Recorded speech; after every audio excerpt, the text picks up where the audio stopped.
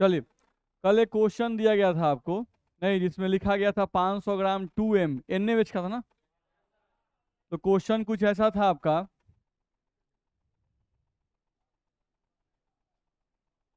500 ग्राम 2m NaOH के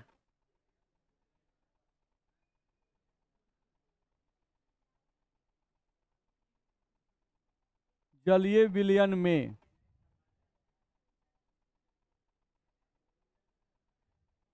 NaOH का भार ज्ञात करें।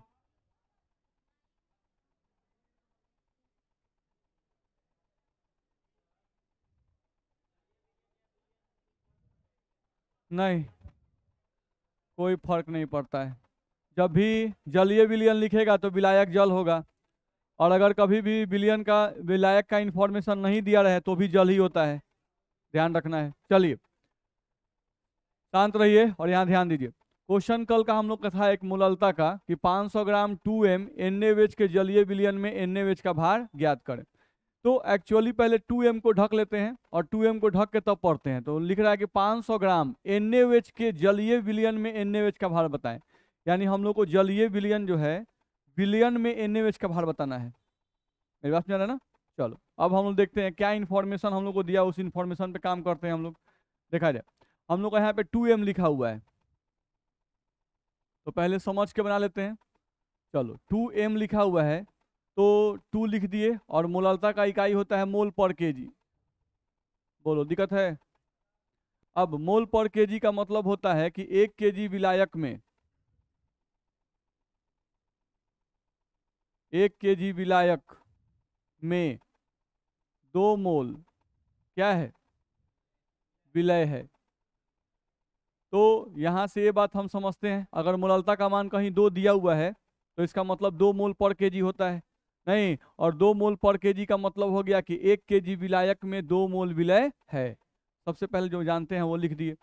अब हम लोग को देखा जाए तो 1 केजी का मतलब 1000 ग्राम होगा। नहीं, तो यहाँ से हम लिख सकते हैं, अगर देखा जाए तो विलायक का भार लिख सकते हैं। तो यहाँ से आप लिखिएगा तो विलायक का भार आपको 1 केजी लिखा हुआ है, तो इसका मतलब 1 केजी और बराबर यहाँ लिखे 1000 ग्राम। इतना में दिक्कत है? यहाँ से देखो तो विलय आपका कौन है? NaOH। और NaOH का मात्रा कितना बोल रहा है? 1 मोल NaOH का भार कितना?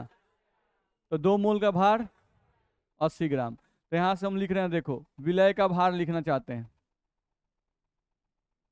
विलय का भार लिखोगे तो विलय तुम्हारा 2 मोल है, तो 2 मोल को ग्राम में बदलें तो कितना आएगा? 80 ग्राम, यही हमको आएगा। अब यहाँ से तुम देखो, अगर तो तुम्हारे पास क्या क्या है? विलायक है और विलय है। तो विलायक और विलय के मदद से इस विलयन का भार निकलेगा। तो यहाँ से तुम विलयन का भार निकाल सकते हो। विलयन का भार निकालोगे तो 1080 कितना हो जाएगा? 1080 ग्राम। नहीं, ये नहीं कि सर इसको जोड़ दीजिए 1 केजी या 2 मोल को जोड़ दें। ये केजी में है, ये मोल में है। जब भी सेम इकाई हो तभी जोड़ते हैं। तो यहाँ पर 1080 तो कितना आ गया? 1080 ग्राम। चलो आगे बढ़ा जाए। अब इसको पढ़ने से हमको क्या मिल गया? तो इसको पढ़ने से मिल गया कि विलयन का भार 1080 ग्राम है, और 1080 ग्राम विलयन में विलय का भार कितना है? तो विलय का भार अगर देखें हम लोग तो कितना है? 80 ग्राम। नहीं, अब विलयन की बात कर रहे हैं, तो यहाँ से हम लिख रहे हैं, देख लो बाबू, 1080 ग्राम विलयन में 80 ग्राम विलय है, ऐसा लिख सकते हैं। ठीक है, तो इसलिए अगर 1 ग्राम विलयन में कोई पूछता तो कितना होता? 80/1080 ग्राम विलय है, लिख सकते हैं। तो इसलिए क्वेश्चन में पूछा था कि 500 ग्राम विलयन में कितना होगा। तो 500 ग्राम अगर विलयन में कोई पूछता है तो हमारा हो जाएगा 80/1080 और गुना में कितना? 500 ग्राम विलय है। इसी को सॉल्व करते जो आता वो हमारा आंसर होता। 37.03। तो यही हम लोग का जो आए सॉल्व करके तो वही आंसर होगा। नहीं, अब इसमें गलती बच्चे कहाँ करते हैं कि वो विलियन में नहीं निकालते हैं, 500 ग्राम विलायक में निकाल देते हैं। बस में जैसे बहुत सारे बच्चे इस क्वेश्चन को ऐसे भी बना देते हैं, कहते हैं क्या कि सर देखिए मोलालता का फॉर्मूला आप को बताए हैं, A गुना 1000 बटा W गुना B। यहाँ पर A है विलय का भार ग्राम में और B है विलायक का भार ग्राम में। नहीं तो बच्चे बोलते हैं क्या कि मोलालता तो सर दे दिए हैं आप 2, तो मोलालता का मान सर देखिए 2, नहीं A का मान विलय का भार निकालना है, देखिए NaOH का भार आप लिखे हैं कि निकालना है, तो यहाँ पर सर देखिए A को ऐसे ही छोड़ दिए गुना 1000 और हम लोग का NaOH का अनुभार कितना 40, नहीं सॉरी इसमें कुछ दिया हुआ है ना, और यहाँ पर क्या करते हैं B के जगह पर 500 लिख देते हैं। तो B यहाँ पर विलयन है कि विलायक है, यहाँ पर विलायक है। नहीं और बच्चे क्या करते हैं इस B की जगह पे 500 रख देते हैं और इसी को सॉल्व करके वो क्या निकाल देते हैं A का मान निकाल देते हैं। तो अगर इस मेथड से आप निकालते हो तो क्या है गलत है। मेरी बात समझ में आ रही है? ठीक है,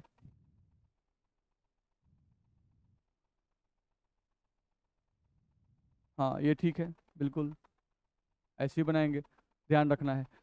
तो इस तरह से बनाएंगे तो ये हम लोग क्या हो गया गलत हो गया, लेकिन इसी फॉर्म को फॉर्मूला पे ही बनाना था, तो जो ये बनाए हुए हैं बिल्कुल सही है, वैसे ही हम बताने वाले थे। यहाँ पर मोललता का फॉर्मूला हमारे पास है A गुना 1000 बटा W गुना B, यही है। नहीं अब इस फॉर्मूला को आप ऐसे भी लिख देते थे M बराबर A गुना 1000 बटा W और गुना ये क्या है विलायक का भार। तो विलायक का भार निकलता कैसे है, विलयन के भार में से विलय का भार घटाने पर। नहीं तो विलयन का भार क्वेश्चन में 500 दिया हुआ है, तो 500 और माइनस A क्या है विलय का भार। नहीं इसको हम लोग सॉल्व करते थे। अब मोलालता का मान क्वेश्चन में कितना दिया है 2, तो आप इसको 2 रखते, A का मान निकालना है तो A गुना 1000 करते बटा W विलय का अनुभार कितना है 40 गुना 500 माइनस A। तो इसको भी अगर हम सॉल्व करेंगे तो सॉल्व करके A का मान निकाल सकते हैं कि नहीं निकाल सकते हैं, निकाल सकते हैं। तो इस केस में आपका जो आंसर आएगा वो बिल्कुल पीछे वाले क्वेश्चन की तरह ही आंसर आएगा। बात समझ आ रहे ना? नहीं तो इस तरह से बना सकते हैं हम लोग, ध्यान रखना है। तो बस कॉन्सेप्ट पकड़ना है, फॉर्मूला तो अपने आप बन जाता है। बोलो दिक्कत है इसमें? तो कल जो क्वेश्चन हम लोग दिए थे लास्ट वाला उसको 2 तरीके से आप बना सकते हो, एक था हम लोग समझ के बना लिए और एक है कि आप फॉर्मूला पुट करो ऐसे बना लो। ठीक है आगे बढ़ सकते हैं। चल अब मोलालिटी के बाद अगला आपका टॉपिक आता है मोल फ्रैक्शन। मोलालिटी के बाद अगला टॉपिक हम लोग क्या आता है मोल फ्रैक्शन, जिसको हिंदी में हम लोग मोल अंश या मोल प्रभाज कहते हैं। ध्यान रखना है, मोल अंश कहिए या मोल प्रभाज कहिए, ध्यान रखना है। ध्यान सुनिए, तो अगला टॉपिक हम लोग का है मोल फ्रैक्शन, नहीं यानी मोल अंश या मोल प्रभाज। अब समझने की कोशिश करो, जब भी हम लोग प्रतिशत की बात करते हैं, जब भी हम लोग प्रतिशत की बात करते हैं तो प्रतिशत के केस में हम लोग क्या बोलते हैं 100 में कितना, नहीं ठीक है। अब W/W आता है, तुम 100 ग्राम में इतना ग्राम बोलते हो, बस में आ रहा है। आयतन प्रतिशत रहता है तो 100 मिलीलीटर में इतना मिलीलीटर है, ऐसा बोलते हैं। ठीक है, जब भी फ्रैक्शन की बात होती है तो फ्रैक्शन का मतलब होता है एक में कितना, एक 1, नहीं एक में कितना। जैसे प्रतिशत का मतलब होता है 100 में कितना, जैसे आपको आ गया 80%, आप बोलते हो 100 में 80 आ गया, नहीं बस में आ रहा है। लेकिन कोई बोलता है फ्रैक्शन कितना आया, तो इसका मतलब हुआ कि एक में कितना आया, नहीं यानी 1 ग्राम में कितना ग्राम, 1 मिलीलीटर में कितना मिलीलीटर, बस में आ रहा है। तो इस तरह से हम लोग का परिभाषित है। तो यहाँ पर हम लोग क्या पढ़ रहे हैं मोल फ्रैक्शन यानी मोल अंश। तो अंश कभी भी परिभाषित है किसके लिए, 1 मोल में कितना। तो हम लोग तो विलयन पढ़ रहे हैं, नहीं तो अगर मोल अंश का कोई परिभाषा पूछता है कि मोल अंश का परिभाषा क्या होगा, तो सिंपल परिभाषा है, देख लो। 1 मोल विलयन में उपस्थित, 1 मोल विलयन में उपस्थित विलय के मोलों की संख्या को ही विलय का मोल अंश कहते हैं। मेरी बात समझ में आ रही है? 1 मोल विलयन में उपस्थित विलय के मोलों की संख्या को ही विलय का मोल अंश कहते हैं। ठीक है, यानी 1 मोल विलयन में कितना मोल विलय है, 1 मोल विलयन में कितना मोल विलय है, अगर तुम ये निकाल दिए तो विलय का मोल अंश निकाल दिए।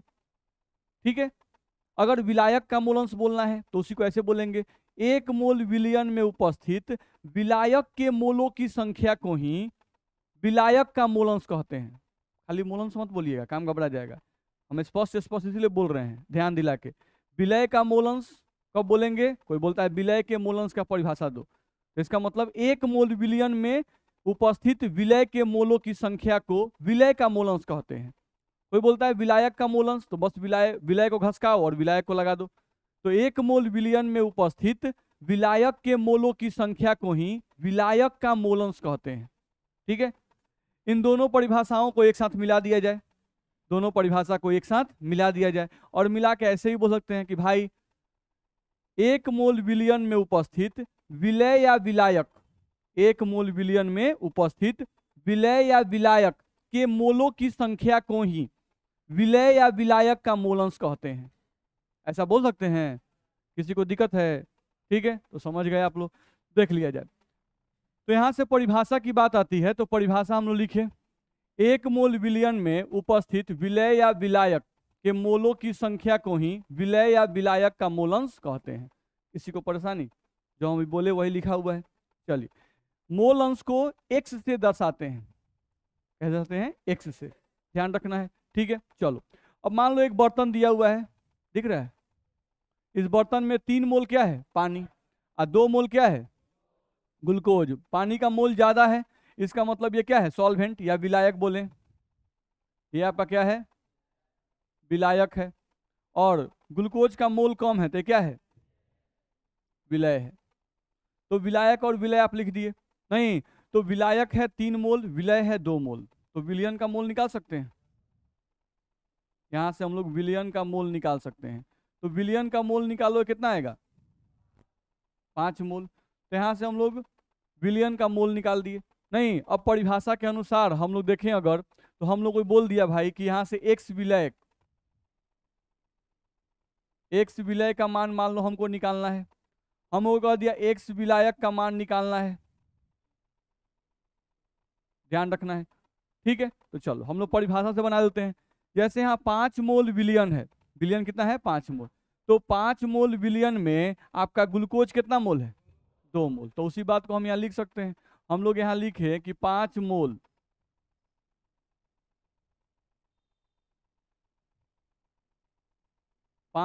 विलयन में 2 मोल ग्लूकोज है, लिख सकते हैं। ठीक है, तो हमको मोलंश निकालना है। तो मोलंश का मतलब होता है कि 1 मोल विलयन में कितना मोल ग्लूकोज है, निकाल दो। तो अगर 5 मोल में 2 मोल है, तो इसलिए 1 मोल विलयन में कितना होगा? 2/5 मोल ग्लूकोज होगा। होगा कि नहीं होगा? होगा। यानी कि हमको मोल फ्रैक्शन ग्लूकोज का निकला। ग्लूकोज का मोल फ्रैक्शन हम लोग को आ गया 2/5। नहीं, दिक्कत है? अच्छा, 2/5 जो आया, इसमें 2 जो है वो क्या था? ग्लूकोज का मोल था। नहीं, यहां पर देखा जाए तो ये 2 जो था वो ग्लूकोज का मोल था, यानी विलय का मोल था। ये आपको क्या था? विलय का मोल। बट्टा यहां जो नीचे 5 लिखा हुआ है, ये 5 क्या था?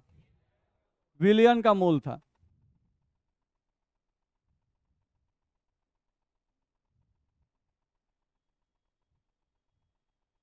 यानी कि ये समझ में आ गया कि अच्छा, अगर हमको विलय का मोलंश निकालना है, नहीं तो हमको विलय का मोल ऊपर रखना पड़ेगा और नीचे क्या रखना पड़ेगा? विलयन का मोल। ध्यान रखना है। यानी कि 2/5। सेम एज अगर कोई बोलता कि भाई मोल अंश निकालो वाटर का, नहीं तो अगर वाटर का निकालना है तो ऊपर रखना पड़ेगा वाटर का मोल और नीचे विलयन का मोल। तो वाटर का मोल कितना है? 3 मोल। तो वाटर का मोल 3 मोल है, तो ऊपर रखेंगे 3 मोल और नीचे क्या रखेंगे? 5 मोल। रखेंगे नहीं रखेंगे? नहीं, मोल से मोल कटेगा कि नहीं कटेगा? कट जाएगा। कितना आ गया? 3/5। यानी अगर विलय का मोल अंश निकालना है तो विलय का मोल ऊपर और नीचे विलयन का मोल। अगर विलायक का मोल अंश निकालना है तो विलायक का मोल ऊपर और नीचे विलयन का मोल। रख सकते हैं कि नहीं? ध्यान रखना है। साथ में ये दिखाई दे रहा है कि ऊपर भी मोल इकाई है, नीचे भी मोल इकाई है, समान चीजों का अनुपात ले रहे हैं तो यूनिट कट जाएगा। तो मोल अंश का कोई इकाई होगा क्या? मोल अंश का कोई भी इकाई नहीं होगा। तो कोई पूछता है कि मोल अंश का इकाई क्यों नहीं होता है, मोल अंश यूनिटलेस क्यों होता है? तो बोलिए, समान चीजों का अनुपात है। अब ग्राम बटा ग्राम, 10 ग्राम बटा 5 ग्राम लेंगे तो ग्राम ग्राम कटेगा कि नहीं कटेगा? तो वैसा चीज क्या होगा? यूनिटलेस होगा, उसका कोई भी इकाई नहीं होगा। तो मोल अंश का भी कोई इकाई नहीं होता है, क्योंकि ये मोल बट्टा मोल है, तो ऊपर का मोल और नीचे का मोल कट गया, ऐसा कोई यूनिट होगा? ये समझ में आ रहा है? तो यहाँ से हम लोग को ये समझ में आया, चलो भाई मोल अंश क्या है। नहीं तो कोई पूछता है कि मोल अंश विलय के लिए भी परिभाषित है और विलायक के लिए भी परिभाषित है। नहीं तो मोल अंश, जैसे ही अंश दिमाग में आया तुरंत दिमाग में आया कि अच्छा, एक मोल विलयन में उपस्थित विलय या विलायक के मोलों की संख्या को ही विलय या विलायक का मोल अंश कहते हैं। नहीं, अगर हमको विलय का मोल अंश निकालना है तो विलय का मोल अब बट्टा नीचे विलयन का मोल, अगर हमको विलायक का मोल अंश निकालना है तो ऊपर विलायक का मोल और नीचे विलयन का मोल, यही करेंगे। नहीं, इससे ये मालूम चला कि भाई मोल अंश का कोई भी इकाई नहीं होता है। इतना में दिक्कत? चलिए देखा जाए। तो जो बात हम लोग बोल रहे थे उन चीजों को हम यहाँ फॉर्मूला फॉर्म में लिखे हुए हैं, देख लो। एक्स विलय, तो एक्स क्या है? मोल अंश, विलय का मोल अंश, तो विलय का मोल और बट्टा विलयन का मोल। नहीं, विलय के मोल को स्मॉल एन से बुक में दर्शाया रहता है, तो इसीलिए हम स्मॉल एन लिखे हैं, ठीक है। यानी कहीं भी मोल अंश में स्मॉल एन लिखा रहे, मोल अंश में स्मॉल एन लिखा रहे तो उसका मतलब समझेंगे विलय का मोल, ध्यान रखना है, ठीक है।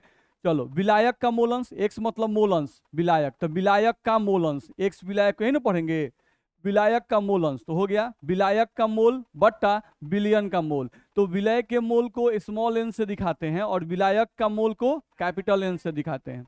इतना में दिक्कत? चलिए, लिखा हुआ है कि मोल अंश की कोई इकाई नहीं होती है, समझ चुके हैं हम लोग, यूनिटलेस क्वांटिटी होती है। चलिए, अब इसी का मोल अंश का एक और परिभाषा हम ये दे सकते हैं, क्या? विलय या विलायक के मोल, विलय या विलायक के मोल तथा विलयन के मोल के अनुपात को ही विलय या विलायक का मोल अंश कहते हैं। ऐसा बोल सकते हैं? किसी को कोई परेशानी? देख लिया, इतना में आगे बढ़ सकते हैं, जहां दिक्कत हो वहां रोकिएगा। चलिए, अब हम लोग को यहाँ बोल रहा है थोड़ा विलयन का भी मोल अंश निकाल लिया जाए। नहीं तो देखा जाए, यहां से आपको दिया हुआ है 3 मोल वाटर, तो ये क्या है? विलायक, ये आपका क्या है? विलायक।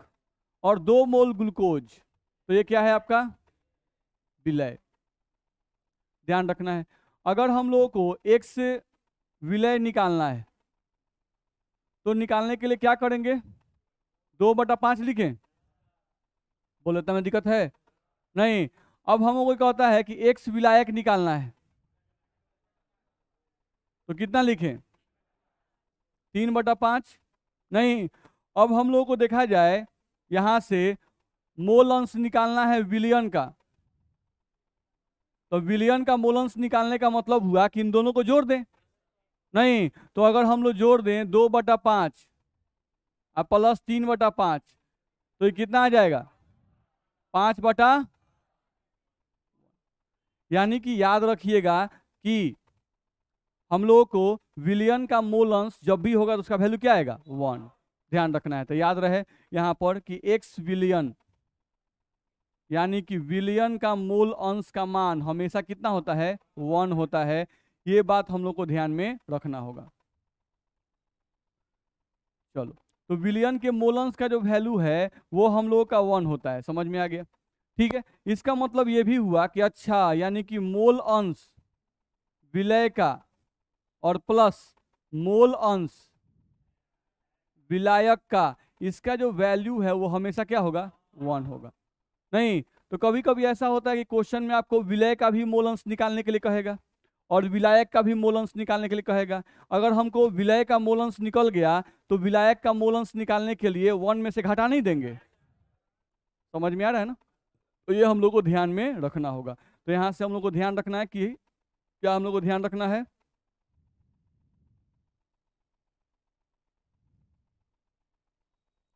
तो यहाँ से ये बात भी ध्यान रखना है, यानी कि मोल अंश हम लोगों का विलयन का 1 होता है और विलय प्लस विलय का मोल अंश और प्लस विलायक का मोल अंश को हम लोग 1 लिख सकते हैं। नहीं, इतना में दिक्कत? चलो बोलिए, कुछ पूछना है?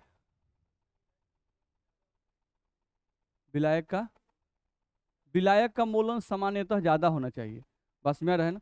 नहीं, विलायक का मोल अंश हमेशा क्या होगा? ज्यादा होना चाहिए, ध्यान रखना है। मैक्सिमम केस में, क्योंकि 1 मोल विलयन में उपस्थित विलय के मोलों की संख्या होती है, तो जनरली ज्यादा होना चाहिए, ध्यान रखना है। कहाँ पर? क्या चीज का? उसमें विलायक कौन है? जल है। अब 5 बटा अथी करेंगे, 5 3 8 2 10 1 11, 5/11 है। नहीं सर, ऐसे थोड़े ना होता है। आप बहुत अथी स्मार्ट बन रहे हैं, आप सबका एक के जगह जोड़ दिया, जोड़ के निकाल दिए। ऐसे नहीं सर करना है, आपको सबका अलग अलग निकालना पड़ेगा ना। नहीं, सबका अनुभार अलग अलग होता है। मोल का फॉर्मूला होता है दिया हुआ भार बटा अनुभार। नहीं तो सबको आप एक एक से जोड़ लिए, बस में क्या सबका अनुभार समान है? नहीं, तो जोड़ना सही है? गलत है। नहीं, ध्यान रखना है। चलिए, कभी भी मोल का एडिशन फटाक दे मत कीजिएगा, बस में है ना। मोल का एडिशन तुरंत नहीं किया जाता है, ध्यान रखना, इसमें काम गड़बड़ा जाएगा। चलिए, तो हम लोग यहाँ से ये बात समझ गए कि विलय का मोल अंश और प्लस विलायक का मोल अंश का वैल्यू क्या आता है? 1 आता है। ठीक है, चलो दूसरा बात यहाँ से ध्यान दें तो हम लोग को यहाँ पे एक सॉल्यूशन दिया हुआ है जिसमें 5 मोल आपको वाटर दिया हुआ है। क्या दिया हुआ है? 5 मोल वाटर। तो यही हमारा विलायक होगा। हम पहले भी बता चुके हैं कि किसी भी विलयन में विलायक की संख्या हमेशा 1 होती है। विलय 1 से ज्यादा हो सकते हैं, लेकिन विलायक हमेशा कितना होता है? 1। तो यहाँ से आपको देखा है तो एक विलायक आप निकाल लिए, बाकी ये सब जो हैं जितने भी हैं ये सब क्या हैं? ये सब आपके विलय हैं।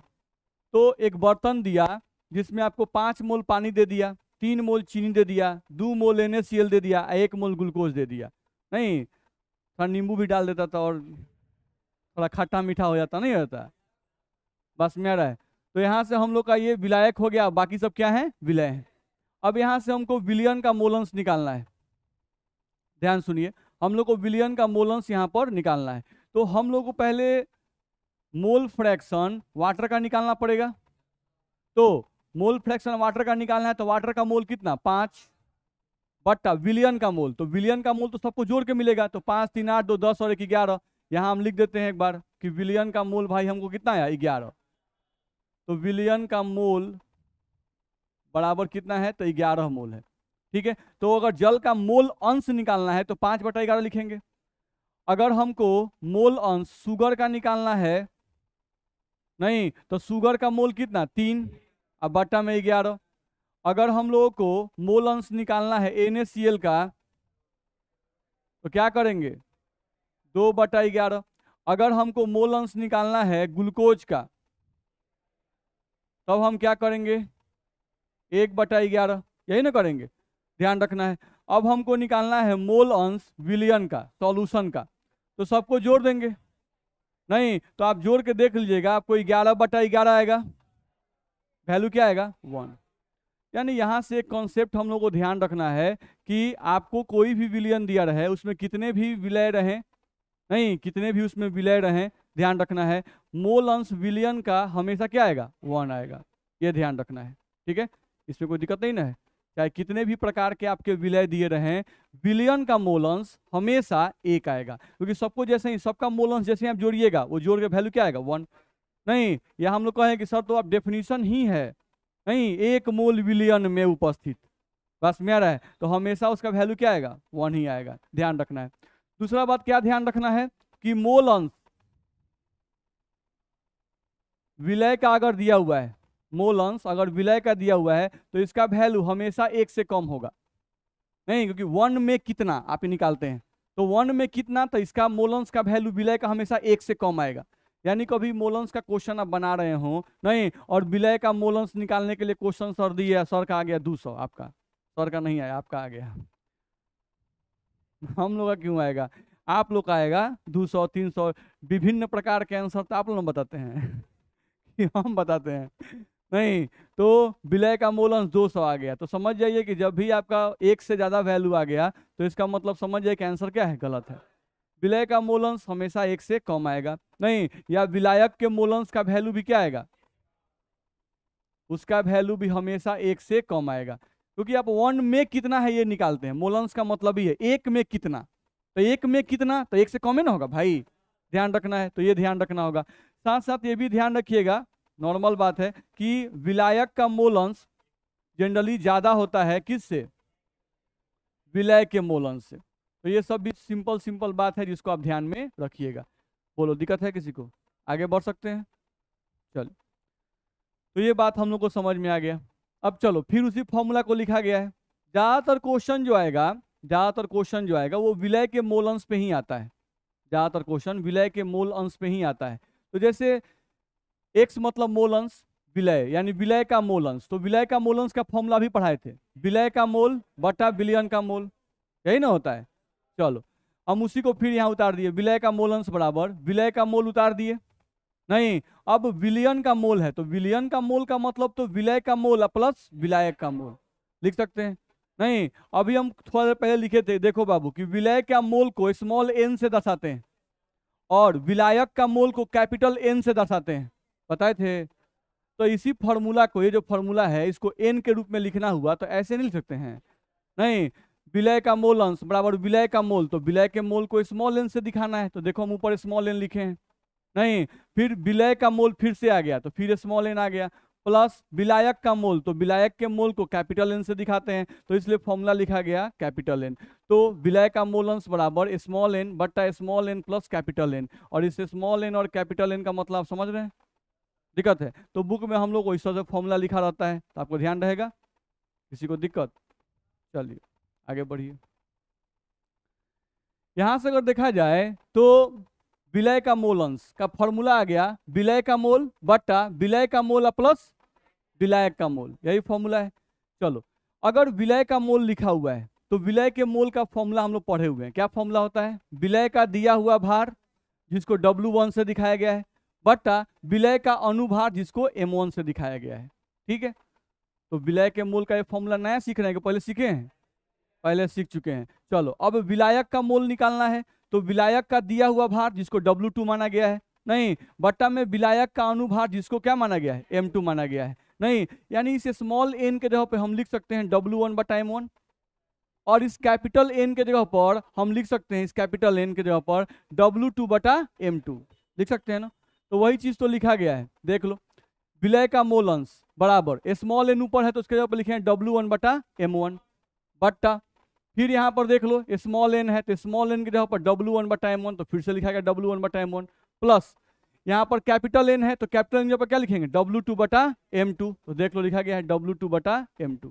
सबका मतलब समझ रहे हैं ना, नहीं ध्यान रखना है, W1 का मतलब हुआ विलय का दिया हुआ भार, M1 का मतलब विलय का अनुभार, नहीं फिर यहाँ भी वही है, फिर W2 का मतलब विलायक का दिया हुआ भार, ध्यान रखना W1 विलय के लिए है और W2 विलायक के लिए है, तो ये हो गया विलायक का दिया हुआ भार बटा विलायक का अनुभार।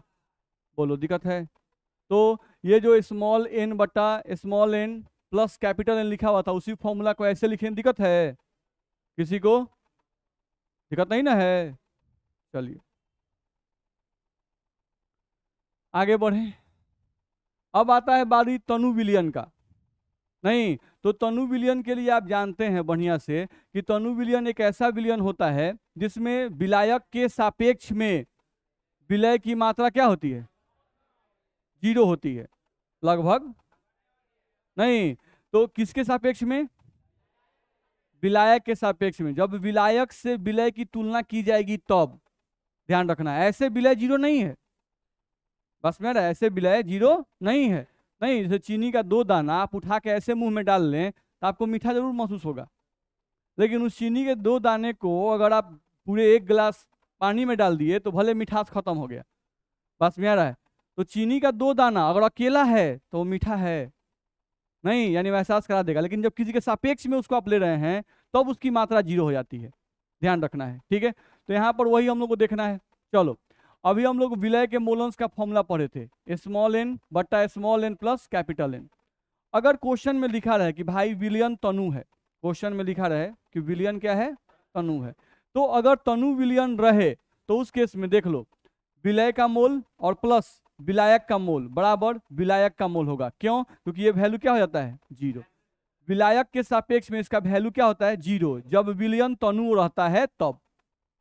ऐसा होता है कि नहीं होता है, होता है, नहीं तो देख लो small n plus capital N बराबर कैपिटल N, तो यही जो फॉर्मूला है वो अभी इस तरह चेंज कर जाएगा, x विलय बराबर स्मॉल n अकेला है तो उतरेगा, अकेला है तब 0 मत मान लीजिएगा कि सर आप तो तनु विलयन में बोले हैं n का मान 0, नहीं हम स्पष्ट बोल रहे हैं विलायक के सापेक्ष में 0, अकेला है तो वो 0 नहीं है, जैसे चीनी का 2 दाना अकेले 2 मुंह में डालिए तो मीठ लगेगा, नहीं तो उस समय वो 0 नहीं है, ध्यान रखना है। ठीक है, तो देखिए स्मॉल एन जो अकेले था तो स्मॉल एन को उतार दिए, नहीं अब small N plus capital N, तो इसके सापेक्ष में यह क्या है 0, तो हम यहाँ कैपिटल एन लिख दिए। अब स्मॉल एन का फॉर्मूला आप जानते हैं W1/M1, कैपिटल एन का फॉर्मूला जानते हैं W2/M2, पलट दीजिए, पलटने पे आपका आ जाएगा W1/M1 गुना M2 ऊपर जाएगा M2/W2। बुझा रहा है? समय दिक्कत है? किसी को दिक्कत तो बोलिएगा, ध्यान रखना है, ठीक है।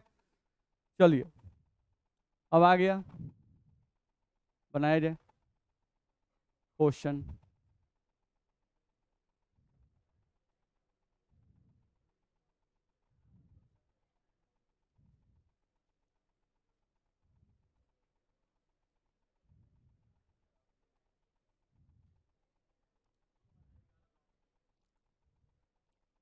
बोलिए।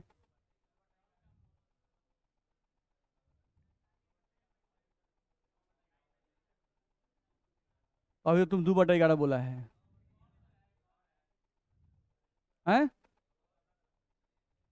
अच्छा, एक होगा 2/11, एक होगा 9/11। चलिए बाकी लोग बताइए।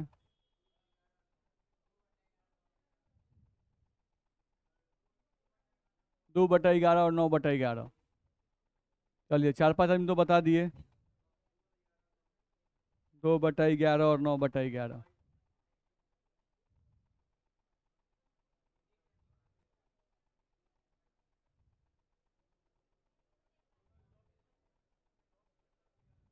दस बटा ग्यारह है, 1/11।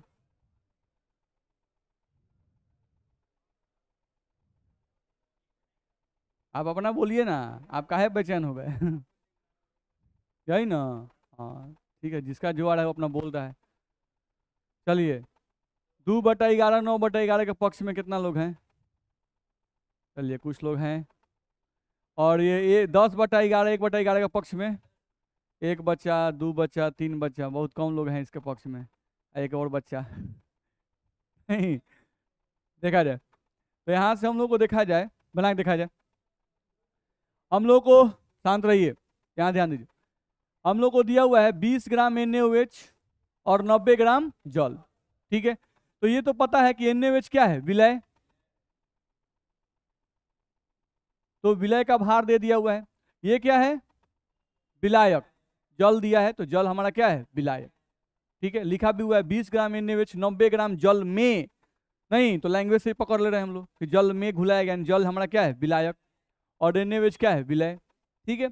तो हम लोग अभी पढ़े कि अगर हमको NaOH का मोलंस निकालना है, नहीं NaOH का मोलंस निकालना है, तो NaOH हमारा क्या है, विलय, तो विलय का मोलंस निकालना है तो W1/M1 बटा W1/M1 प्लस W2/M2, यही फॉर्मूला है हमारा। नहीं, अब यहां से हम लोग देखें अगर, तो W1 का मतलब विलय का दिया हुआ भार 20, और M1 का मतलब विलय का अनुभार, तो NaOH है तो इसका भार कितना 40 बट्टा, फिर W1/M1 तो 20/40, फिर प्लस W2/M2, तो W2 का मतलब विलायक का दिया हुआ भार 90, अब बट्टा में M2 तो विलायक जल है तो जल का भार 18।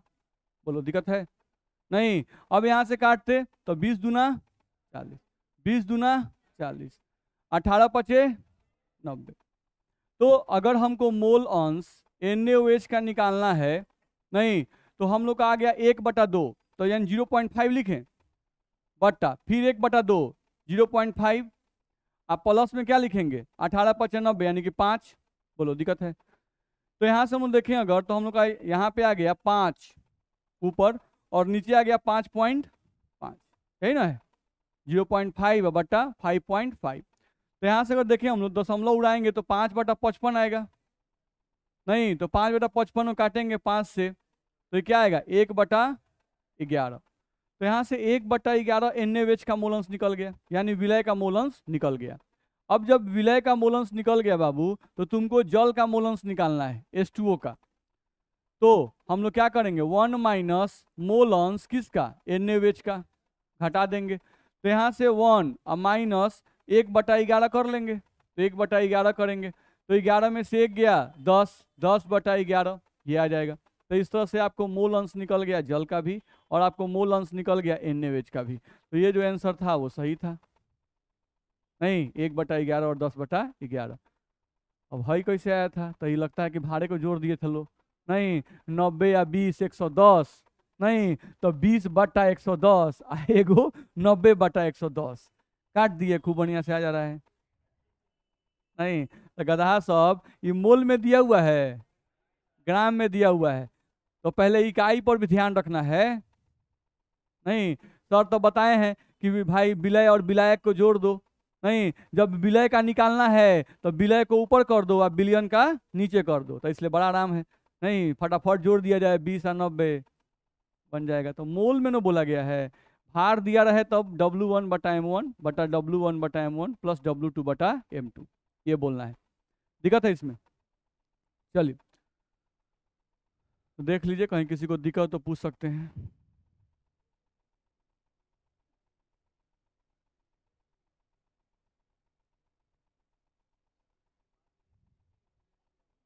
आए,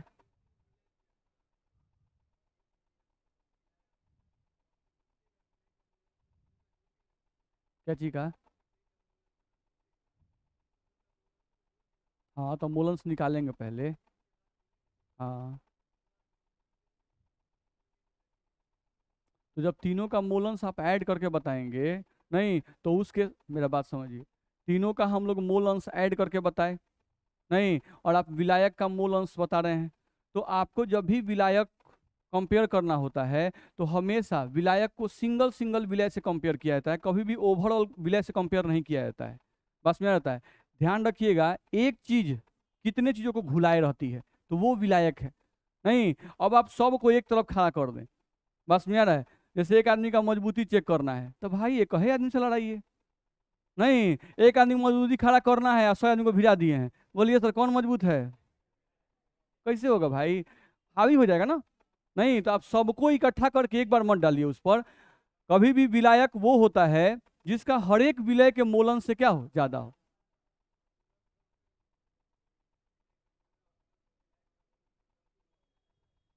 बिल्कुल, बिल्कुल, बिल्कुल, तो क्या दिक्कत है? हाँ, तो क्या हो गया, तीनों का योगफल है ना, तो उसके आधार पर विलायक और विलय डिसाइड नहीं होगा। हाँ, ऐसा कभी गलती नहीं करेंगे। बस मेरा है कि आप 4 को 5 को ऐड कर दिया सर, देखिए इस क्या कर रहे हैं, विलय तो अब ज्यादा हो गया। सिंगली कंपेयर कीजिए, कभी भी सबको लेके कंपेयर नहीं करेंगे।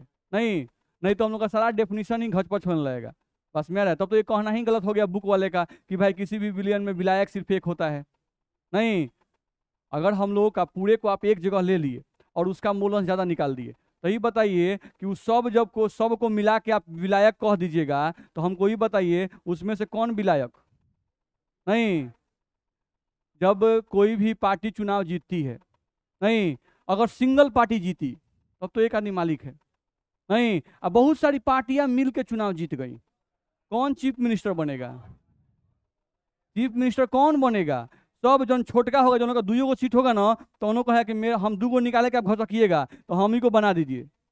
नहीं, तो उस केस में क्या आप विलायक या नेता को डिसाइड कर पाइएगा? बस मेरा है।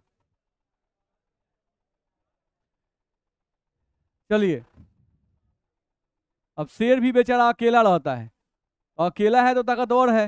नहीं, अब उसको 50 गो मिल के घेर ले सब, तो वो कमजोर पड़ जाएगा।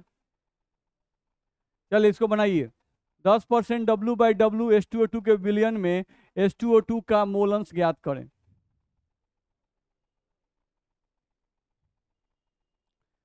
पूरा आपको सॉल्व करने की जरूरत नहीं है, आप बट्टा में भी आंसर बता सकते हैं कुछ कुछ करके।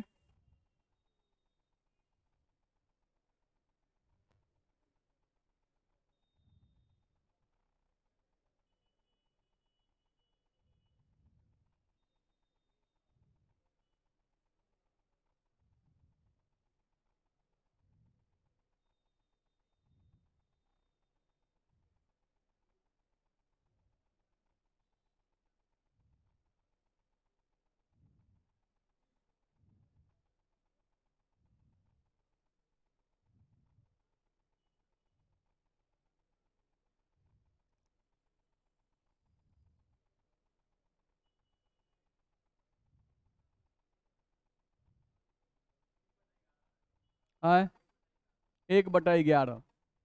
चलिए और लोग आए दीजिए।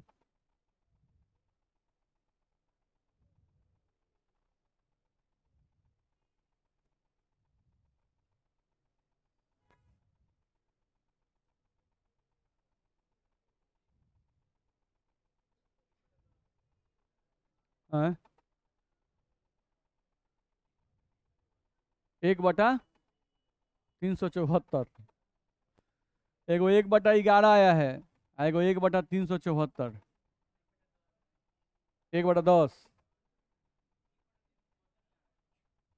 1/374 ही आ रहा है। चलिए।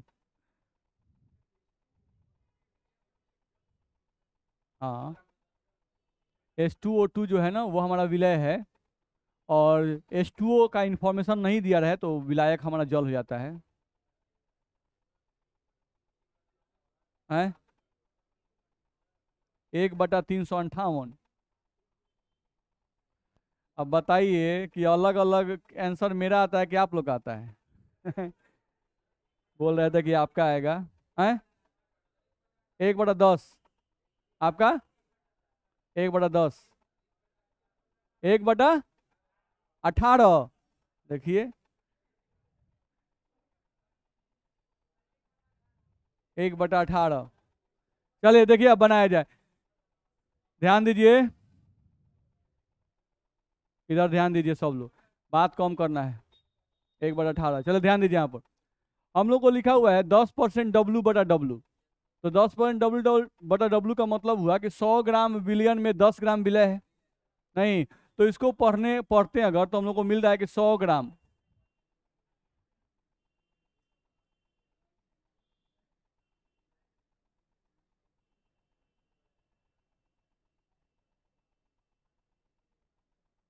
सौ ग्राम विलियन में 10 ग्राम विलय है, ऐसा लिख दिए।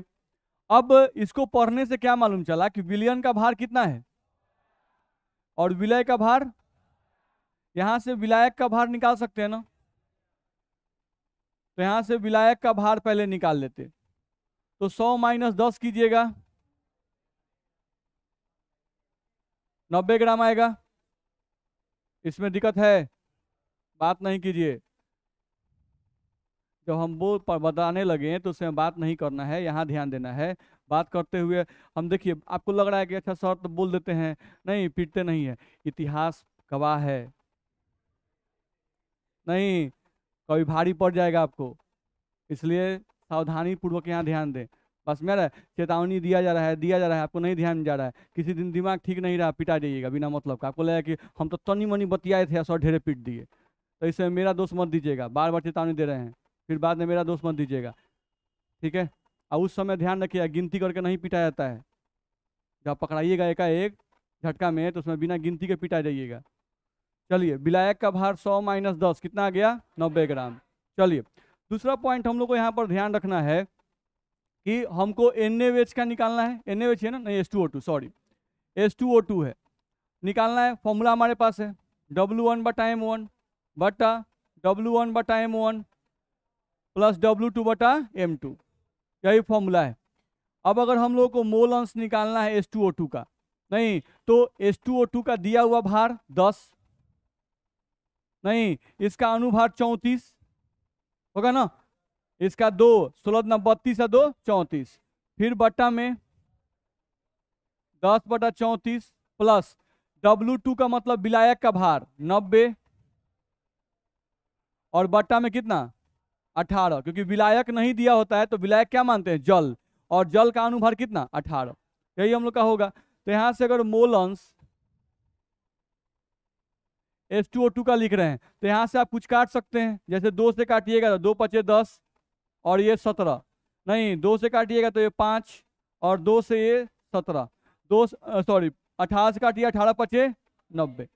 तो यहाँ पे अगर देखा जाए तो हम लोग का यहाँ आ जा रहा है 5/17, फिर नीचे आ गया 5/17 और प्लस में कितना 5, 5/1। तो यहाँ से आप मोल अंश अगर H2O2 का निकालते हैं, नहीं तो 5/17 ये तो रहेगा ही, फिर नीचे आप 17 और एक कैल्शियम लीजिए तो 17 आपको आ जाएगा, आएगा ना जी? नहीं, ये 5 आपको उतर जाएगा और ये 17 × 5 = 85 आ जाएगा। फिर यहाँ से मोल अंश H2O2 का निकालिएगा तो यहाँ आ गया 5/17, अब बट्टा में हो जाएगा 85 या 5 90, या बट्टा में कितना 17। फिर यहाँ से इसको आगे बढ़ाइएगा तो 5/17 अगुना पलट जाएगा 17/90 आएगा, 17 कट जाएगा, 5 से काटिए कितना होगा 18, यानी आपको मोल अंश H2O2 का निकालेंगे तो 1/18, नहीं तो 1/18 जिनका भी आया था उनका सही है। बाकी देखिए कितना विभिन्न प्रकार का आंसर आया था, विलायक निकालवे नहीं किए थे। यही छोटी छोटी गलतियां तो गलत कर देती हैं क्वेश्चन को, इसमें दिक्कत है। ठीक है, जब भी विलायक का इंफॉर्मेशन क्वेश्चन में नहीं दिया रहता है तो उसको जल ही मानते हैं, ध्यान रखना है। ठीक है, तो ये समझ में आया क्वेश्चन।